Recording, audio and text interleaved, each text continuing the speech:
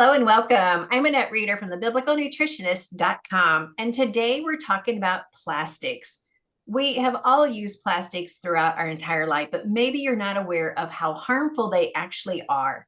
They're even harmful to an unborn fetus, all the way up to a person who's 90 to 100 years old. There's no age limit that's not harmed by plastics in our processing and the different things that we're going to talk about today. So this video is for everyone who's concerned about their health and their longevity, but just to be able to live every day to their fullest.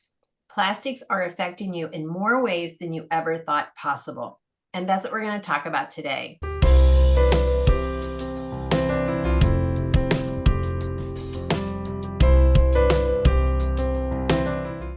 Well, thank you for letting me share with you God's recipe for excellent health. And the number one ingredient to remind you every single day as you watch these videos is that God loves you. He loves you with an everlasting love, yet he desires to have a personal relationship with you to experience that love.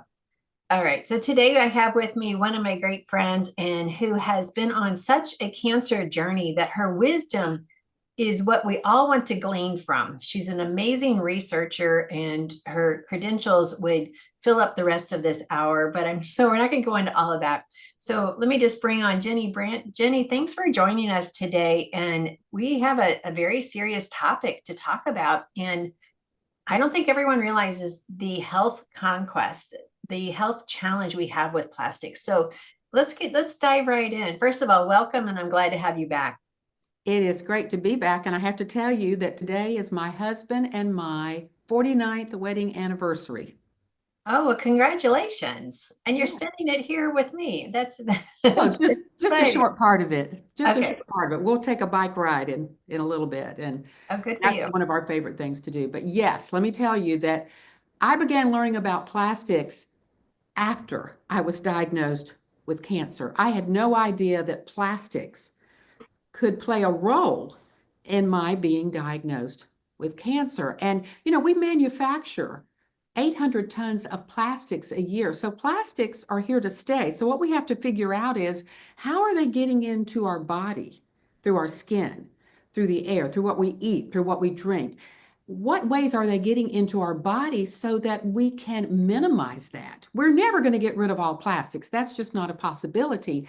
But how can we prevent those plastics that are affecting our health? And so what I want us to look today is some of the different ways I learned since being diagnosed with cancer that plastics were getting into my body. So let me just dive into the first one. I mean, we all know about plastic water bottles, but I have to admit, when I was diagnosed with cancer, I was drinking from plastic water bottles on an everyday basis and never thought anything about it. Well, we now know that many of those bottles contain BPA, and when we drink, that plastic gets, those microplastics from that bottle get into our system, and the hotter the bottle is because of the sun or being exposed to heat, the more plastics, the more it leaches into our system. But what we might not know is that, like yesterday, we were traveling and we stopped and got some hot coffee in a paper cup, not styrofoam, but look at what goes on top of that paper cup. Yeah. A plastic top. And so when the heat rises, it hits that little top and goes back down into the drink. So now when I go to one of these places, I simply don't feel my coffee is full. And then if I have to put the top on because we're going through a lot of motion, then I'll pull it back off. But the point is, we got to be careful about, just simple things like that. Or we can go in and use our Yeti. But the point is, it's coming in through plastic bottles, even plastic lids. Now that's more pronounced when the steam from that coffee is going up and hitting that lid and coming back down. So I had to change that once I was diagnosed with cancer. That's the first plastic I learned about. So that was number one. And then you have to think about this with number one. Styrofoam is the most caustic plastic. And so you don't want to drink from any styrofoam cup. That's a plastic, what we call a number 6. There are categories of plastics, and 3, 6, and 7 are the most dangerous to our health. So we want to avoid styrofoam cups. And where's the first place you're going to get a styrofoam cup? At a church dinner. because Yeah. they are the cheapest. So just save your church the money and bring your own cup to get your water or your coffee or whatever in. So anyway, that's important that we avoid that styrofoam.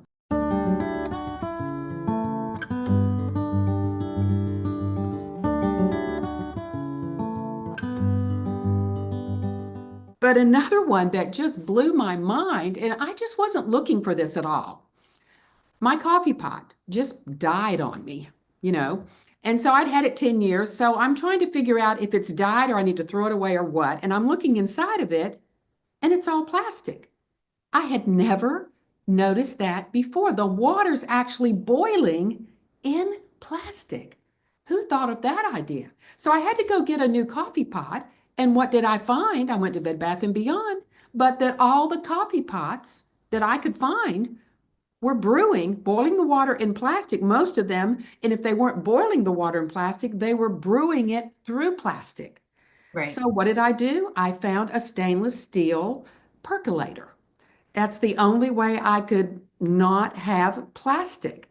And so the brewing of our coffee and our teas, you look at the Keurigs today, you're in a little plastic pod brewing Yeah. that. And sometimes it's boiling it in the plastic too. So and there's a way you can get the Keurig little stainless steel pods where you put your own coffee in. But you also have to look at in your Keurig, are you boiling in plastic or are you boiling in steel? You should be boiling in steel. And when you go out to eat, I've never seen a restaurant that didn't have stainless steel brewing mechanism for coffee, and they pour it in the glass pot to your china cup.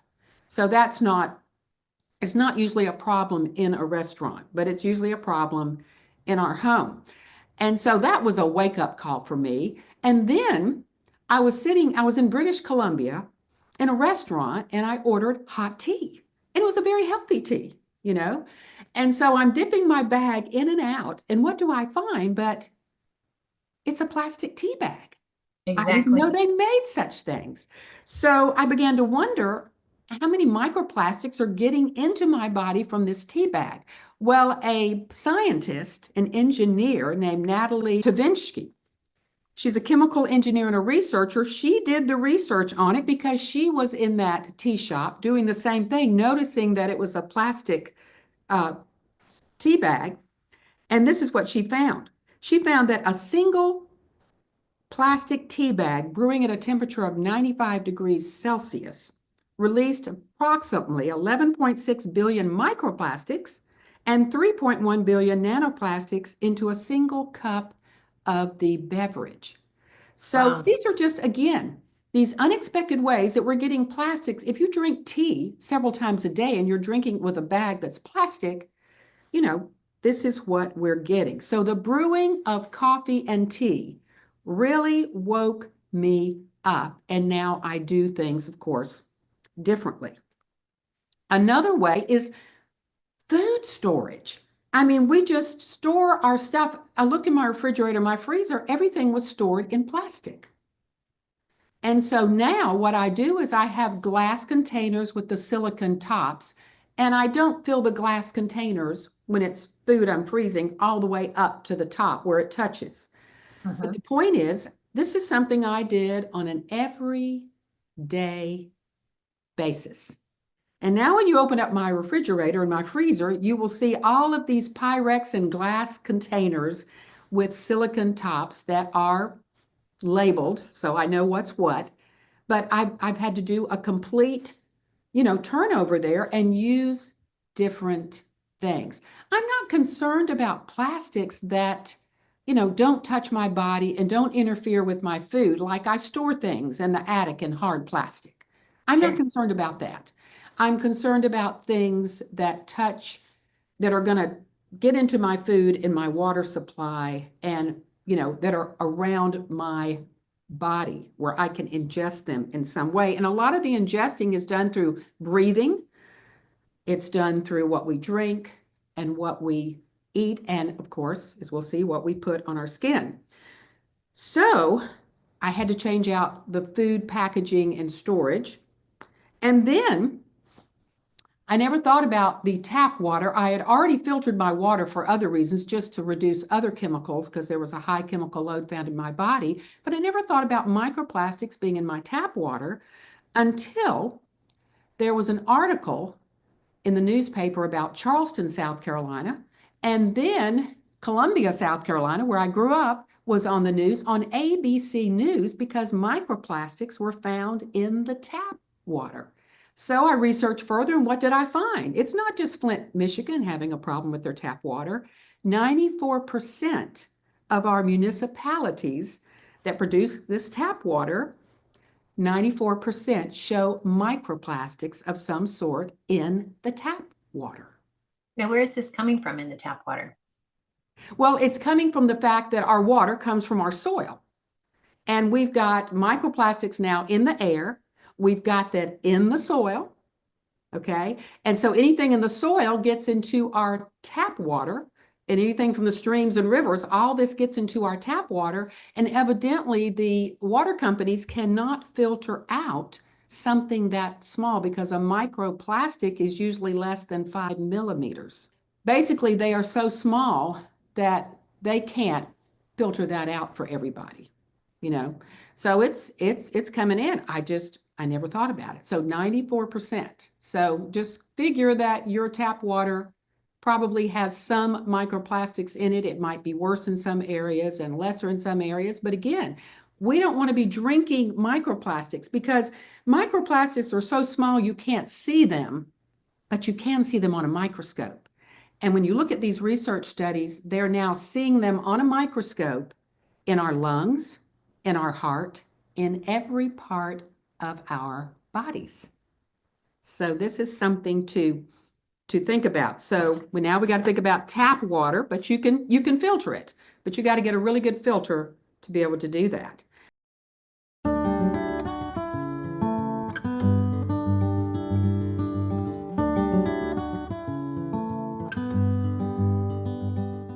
Baby bottles. Oh, I'll tell that's, you what, nursing yeah. never looked so good. You don't have to warm it. You don't have to worry about BPA. You don't have to worry about plastics. It's convenient. It's Mhm. perfect for the baby. But some people cannot nurse because they adopt, and some people can't for other reasons. So what you've got to do is all these plastic bottles, they have a number on the bottom of them, and you would want them to be 2 and a 4. There's that triangle with a number in it. And if it's not a 2 or a 4, if it's a 7 and it says it's BPA free, that helps, but we're not really sure what that means. If it's not BPA in it, it might be something else just as bad. Who knows? So these baby bottles, you don't want to be heating in the microwave Right. That's like, this breast milk or formula in the baby bottle, in the microwave, in the baby plastic bottle, because we know that makes it leach more. But the 2 and the 4 resin coat are better. And the 7, if it says BPA free, we think that's a little bit better. But yeah, I mean, that's a problem. Of course, when my babies were born, when they got a snack, when I couldn't get to them because I had twins at one point, um, it was always a glass bottle. Okay. But as they got older, they could break because they would mess with them and throw them and whatever. So, uh, it's really better if you can just nurse and use glass bottles carefully because of all the, situation. And then you've got children's toys and sippy cups. You've got to look carefully at what those things are made of because, as you said in the beginning, these microplastics can affect everything from a baby up to someone in their 90s. None of us needs these plastics. So that's number 5. I mean, that's another place you have to look, especially if you have young children involved. And then, now this one really got me. I'd done all this research on plastics. So I'm sitting there cutting and chopping one day, cooking, and I look down and it never occurred to me, I am chopping on a plastic cutting board. What impact might this have on my food? Oh, me, never thought about it. Here I'm doing all this research on plastic. So I began to research, and what did I find? Yes, there was a study done in North Dakota, University of North Dakota, and they found that cutting carrots, this is just an example, on a plastic board can generate as much as 15 milligrams of microplastics per cut. And then they Wow. estimated this could accumulate to 50 grams per year, depending on the hardness of the vegetable and how much that individual person cuts and how sharp the knife is. But the point is, that is significant. That's like, over a credit card of plastics in your body that your body now has to try to filter out. Okay. So, yeah, that. And then there was another peer-reviewed study in Environmental Science and Technology where they tested chopping vegetables on both polyethylene and polypropylene plastic boards. And they found that, yes, it releases microplastics into our food. So these two studies caused me to take my convenient plastic chopping board and just literally, I didn't want to give it to anybody. I ditched it and threw it in the trash and got a hard wood in place of it. And now there's steel ones with titanium or steel that are easy to work with too. So, you just got to look for a better option, you know. So I keep thinking, I keep learning and then I keep turning around the corner and what do I find? Something else. It's always something else I didn't think about. It's not the things that you would think, it's the things that you don't think about. And the last one that really got me was, and this is just something I've researched in the last few years, and that is clothing. A lot of fabrics are made with plastics, polyester, synthetic fibers. These things fleck off and they get into our laundry, and it's just, it's on our body all the time. And so I've had to look at, okay, I'm not going to throw all my clothes away. You know, Clothes are an investment. But when I buy new clothes, I try not to buy polyester. I try to buy the natural fibers, and the clothes I do have that I wear during the day, as soon as I get home, I will take those clothes off and put on something that's all organic, natural fibers while I'm at home. And what am I going to sleep in? I'm going to sleep in natural fibers Right. because that's when your body detoxes, regenerates, and repairs. And I don't want to be doing it with all these toxic chemicals around me in my clothes, which is right on my body. So I get into my sheets that are organic cotton and I put on my organic cotton nightie. And that way, I've reduced, gosh, half of my plastics just from committing to being in the natural fibers at least half the day. It's everywhere you look, and it's not going to change. So we have to change what we buy and what we get around our bodies, what we drink, what we eat. And, that's the only way we can lower these microplastics that are getting into the water supply. They're everywhere. It's just, we have to be wiser and smarter. Exactly. And yet, God created our body to detox 24/7. And so, but that's not going to happen when we're eating lab experiment foods. So, if we're eating processed foods, I don't know if you thought into looking at how many plastics actually are coming through the processed food. That would be another interesting study. But even thinking about that, a lot of the frozen foods in the refrigerator section or the freezer section at the grocery store are stored in plastic as well. So, Oh, and then absolutely. Yeah. they bring it home and they heat it up in the microwave. This is Oh, not yes. all And that is the worst thing you can do. exactly. So we can't go into all of the harms of the microwave. That'll be another video. But I want to leave people with some tips to not get overwhelmed by this. Yes, it gets in your body and then it gets stored into tissue, and the breast tissue really accumulate toxins very easily. Fat also accumulates toxins, is where it's Oh, stored. And so that makes it difficult to lose weight. And you're like, how come I'm not able to lose weight? Well, there's a lot of interferences. It's still possible. It's not impossible to lose weight. We just have to be more attentive and more intentional. So, number one, realize God created our body to detox, but we have to give it what God directed us to eat in order to create that detox effect.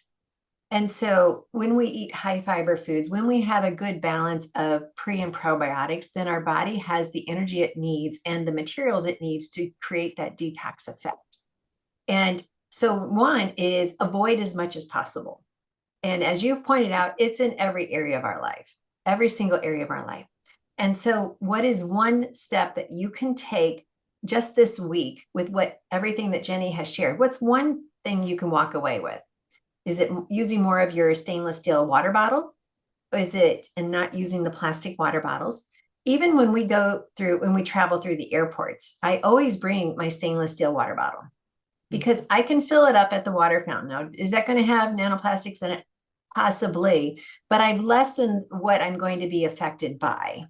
So I am lessening the effect by choosing to always use my own water bottle. Then I'm not buying water out of a plastic bottle. If I'm on the plane, they're always going to serve you water out of a plastic bottle. I just say, no, I already have my own water. So I go through the airport, my bottle's empty, and then I fill it up once I get past the TSA.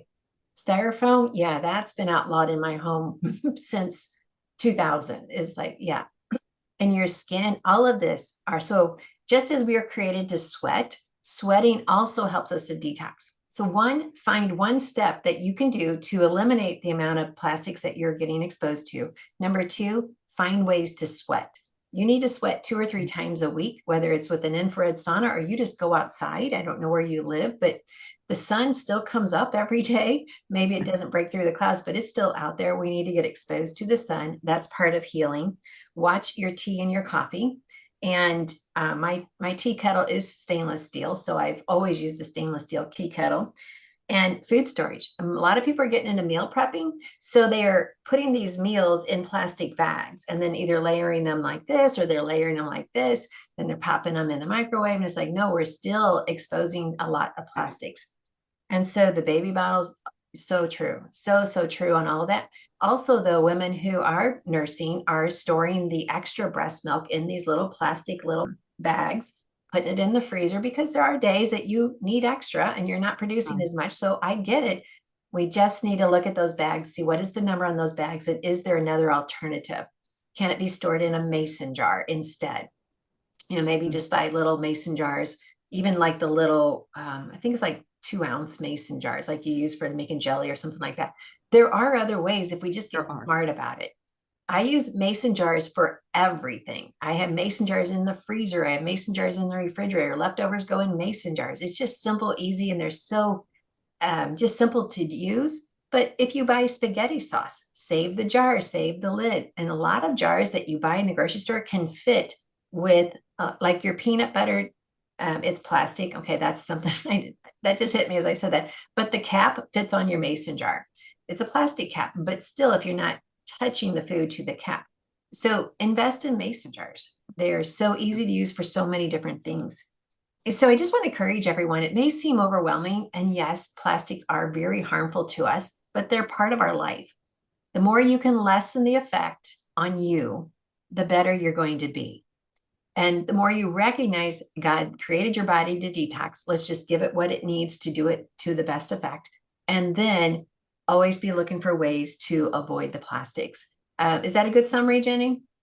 I think so. I would add to that, keep moving Yeah. because that, stimulates your lymphatic system to take out Mhm. the trash as your body's trying to detox. So movement is also important to getting toxins out of your system. So yeah, Excellent. All right. drink So that water, clean water, and move and sweat and reduce your plastic exposure. exposure. All right, perfect. All right. Well, thank you, everyone. And thank you for letting us share with you God's recipe for excellent health. And yes, that includes food, it includes nutrition, it includes your health. And I talk about all the plastics and the numbers in the nutrition manual, the Treasures of Health Nutrition Manual. So you can check that out there. If you just want some more, you need it written down, then go ahead and check that book out. Thank you again for letting us share with you. And if you just want to stay connected with the Biblical Nutritionist family, then hit the like, subscribe, and the bell so you get notified every time we post new videos. We are here to help you live your healthiest life now and to see God's mission in your life fulfilled with so much ease that you're going to say, wow, I've never felt so good before. All right. Thanks for watching.